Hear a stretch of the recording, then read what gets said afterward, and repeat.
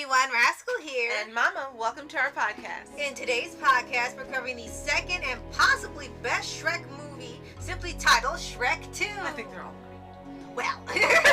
Well, the newly wedded Shrek and Fiona pack their bags to head off to far, far away.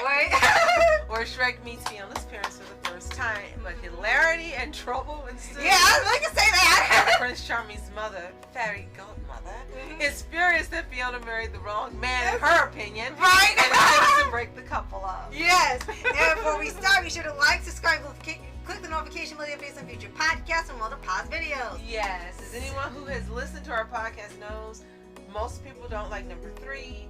Everyone has their favorites, but I absolutely love all 4. But my favorite is number 1. Well, of course. Is fantastic. Yes. Number 2 was a brilliant follow-up. Yes, and it's really rare for a sequel to be as good or better than the first. It's super rare, and Shrek somehow did it perfectly. You were thinking, okay, how are they going to improve on the first one? Because the first one was already stand out. The second one just somehow makes it even more enjoyable than you were watching the first one. Everything about it was fantastic. The comedy was leveled up. The characters were leveled up in terms of their delivery. The story was leveled up. Everything hit perfectly. The final number was great. The action was great. It was just like, how did they do it? It's considered DreamWorks' either best movie or best sequel movie, because usually they do sequels, they turn out to be okay or good, but not as good as the first. But somehow Shrek did it. And for DreamWorks, there are a lot of people watching DreamWorks movies that were familiar with them, but there are a lot of people who weren't and didn't really consider watching them. But Shrek, this franchise, put them on the map all around the world and made people appreciate DreamWorks as a studio. Yes. And as you said, number 2, let the world know we're not playing games. We're serious about this animation thing, and we want to give you something different, that's memorable, that stands out, and that is perfection. Right. And just, there's so many things about it, back from the big things to the story or little things in the detail. Like Far, Far Away was their version of Beverly Hills or Hollywood. And they introduced a character, but they introduced a new character. It didn't become, oh, here's a new character and it doesn't fit. And Antonio Banderas played Puss in Boots. Yes. And he fit right in. And he fit right in with the cast and was so loved. He got a spin-off movie, which was still great. So somehow this franchise keeps pulling out the good moves. Are you Shrek? I'm not. But I could be. You wish.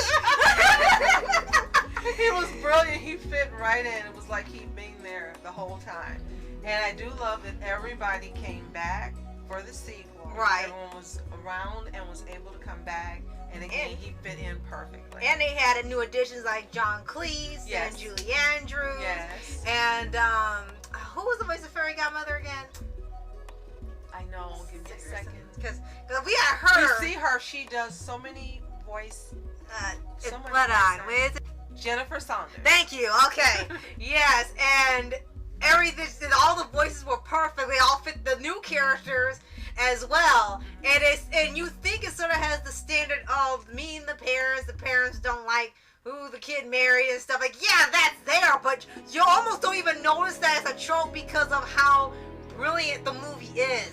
It's just, you're having fun. Every second of it is just fun, including the music numbers they choose, whether it's already made song that they did with All Star, or they do a re-edition of a existing song, like they do I Need a Hero. I Need a Hero. And it's so iconic that you forget there's another version before it.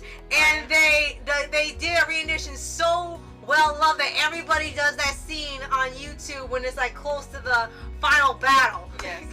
And we have to mention how hilarious and wonderful and brilliant Rupert Everett was as Prince Charming as well. Yes. Because he was this perfect combination of arrogance and stupidity and flightiness and mama's boy. Perfect. All the witches. He just did it perfectly. Yes. And she was hilarious as the domineering. Oh no, I didn't give him a what was the meal? The kids' medieval meal. Yes.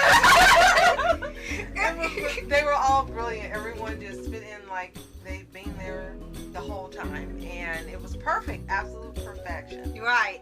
And then plus you had, they didn't do this thing where they have now when they have a couple get together. It's usually like bad things happen every step of the way, or if they're just a couple or something, they break them up because they don't know how to write now. But with this, you see them get married and on the honeymoon and everything, and then you kind of have to see what happens, after it. Which kind of give you, I guess, the idea for Disney. What happens after Happily Ever After? Well, it looks like Shrek will tell you, and a lot of chaos happens with it. But here, it is just a continuation of the story. There's no breakup or anything. They do have their little squabbles, but nothing to do with each other. It's more of the pressure from the parents, and it's like she married like the worst possible choice that they could think of, and they could think of. Not a prince, not even a human. She got an ogre, and everything just Ogres have layers. Yes, like onions, and everything that they build up with it. Pretty much Shrek proving himself through everything he's doing. Without, saying out loud, he is proving how much he loves her, going through all this, even going as far as to get a potion where he'll look human so they'll accept him. And it shows, very much all character growth for everybody. I'm a pony. Yes, right. And for Puss in Boots, who's new, but still goes through a bunch of character development, even though he's a new character for the franchise by this point. So they really just, like I said, just do everything right. There's so much more you could say, but then you just review every minute of the movie. But just everything about it, whatever was great about the first movie, they just amplified with the second one. And I think it's probably why it's considered, like I said, Disney, I'm sorry, DreamWorks best, sacrilege, right? DreamWorks best sequel, or one of the best franchises, because it just took off for sequels altogether. This was the standard now for animated movies. Look, if you're gonna do a sequel, you better do your darndest to make it even better than the first, because they did everything even better. And at the time it came out, it was at the top of animation as well. Yes. Top tier. Everything was wonderful. The voice acting cast was brilliant. Everyone was perfect. And you didn't think they could come up with another movie that would make you interested in fairy tales all over again, but they did it. Right. And they took it to the next level, not missing a beat, with including all these characters and their little mythologies and things that went along with it.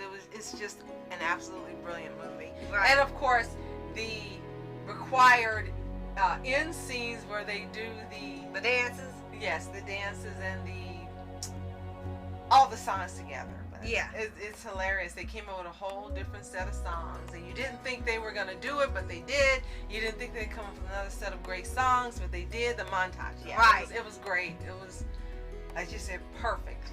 And it was one more thing we definitely gotta bring up is that for the movies, you could watch. I think you brought this up before when we were watching the movies at one point all over again. Is that for this 4 movies, you could either watch one by themselves, and it'll be one story, and you have to watch the previous or the next, or you could watch the whole thing and it'll still flow.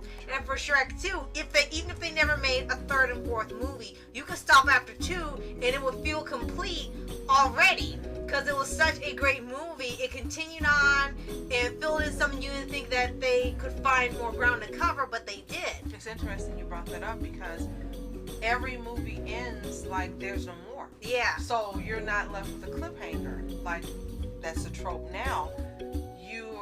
The story ends. And then there's another movie, go, oh my gosh, there's more. Oh joy. Yeah. And then the next movie you thought it was over. And then there's another movie, and you're like, oh my gosh, such joy. And then the only time you knew it was going to be over is when they announced Forever After Final Chapter. That's the only time you knew. But it really wasn't, because they did Halloween, they did Christmas, they did all these other spin-offs. Yes, so Puss in Boots. So the story never ends. But as you mentioned, with each movie's conclusion, it could just be a little iconoclast in itself. You don't have to watch anymore. You can have your favorite and never watch any other, and that's okay. And you're not missing anything as part of the story. Right. But you are missing out on more joy and fun. And fantasticness if you don't watch it. And if you're one of the people that doesn't care for number 3 for whatever reason, hey, you can just skip that and you still get number 4, and you aren't, missing anything where somebody's like, wait a minute, where did this come from? When did this happen? You just assume, oh, this happened during the time skip, and that's it. Well, I'm so grateful for DreamWorks and the Shrek franchise. It has been a big part of a lot of millions, hundreds of millions of people's lives, bringing them to animation when they wouldn't watch it.